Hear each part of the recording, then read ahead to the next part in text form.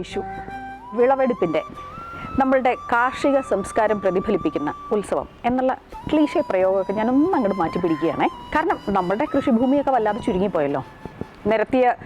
നികത്തിയ വയലുകളിലാണെങ്കിൽ അമ്പരചുംബികൾ ഇങ്ങനെ തലയുയർത്തി നിൽക്കുന്നു.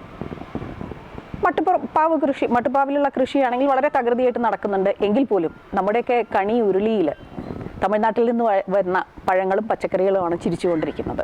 എന്തൊക്കെയാണെങ്കിലും ആഹ്ലാദ തിമിർപ്പിന് യാതൊരു കുറവുമില്ല. പ്രത്യേകിച്ച് ബിവറേജസ് കോർപ്പറേഷന് ആഹ്ലാദിക്കാൻ ഒരുപാട് വകയുണ്ട്. കാരണം ഓരോ ഉത്സവകാലത്തും റെക്കോർഡ് വിൽപ്പനയാണ് അവിടെ തകൃതിയായിട്ട് നടക്കുന്നത്. പക്ഷേ എന്തൊക്കെ പറഞ്ഞാലും ഓരോ ഉത്സവങ്ങളും നമുക്ക് തരുന്ന ഒരു പോസിറ്റീവ് എനർജി അതിനെ അങ്ങനെയേ കാണാവുള്ളൂ. ചേഞ്ചസ് വരും ഒരുപാട്. ഇപ്പോൾ ആധുനികതയുടെ ഈ ഓട്ടത്തിൻ്റെ ഇടയ്ക്ക് പലപ്പോഴും ആഘോഷങ്ങളുടെ രൂപഭാവങ്ങളൊക്കെ മാറിപ്പോയിട്ടുണ്ട്. അല്ലെങ്കിൽ നമ്മുടെ കാഴ്ചപ്പാടുകൾ അത് മാറിപ്പോയിട്ടുണ്ട്. ഈ ആഘോഷങ്ങൾ പണ്ട് കൂട്ടുകുടുംബങ്ങളിൽ ജോയിൻറ്റ് ഫാമിലികൾ എല്ലാവരും ചേർന്ന് നടത്തിക്കൊണ്ടിരുന്ന ആഘോഷങ്ങൾ ഇപ്പോൾ പല അസോസിയേഷനുകളായിട്ടും കോളേജുകളായിട്ടും NGOസും ഇവരൊക്കെയാണ് ഏറ്റെടുത്തിരിക്കുന്നത്. എന്നിരുന്നാൽ പോലും അതിൻ്റെ ആ ഒരു ട്രൂ സ്പിരിറ്റ് അതിനെ നമ്മൾ അങ്ങനെ തന്നെ കാണണം.